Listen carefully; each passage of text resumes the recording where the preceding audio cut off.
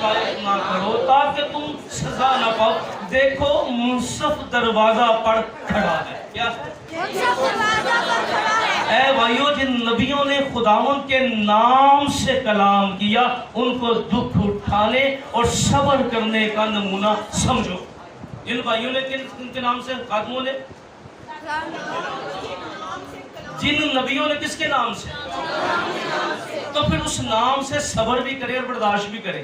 جب اس نام سے ہم کلام کرتے ہیں تو پھر یاد رکھیے گا اس نام سے مخالفت بھی ہمیں فیس کرنی پڑے گی.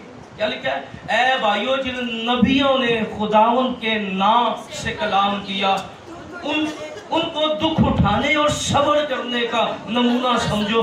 دیکھو صبر کرنے والوں کو ہم مبارک کہتے ہیں.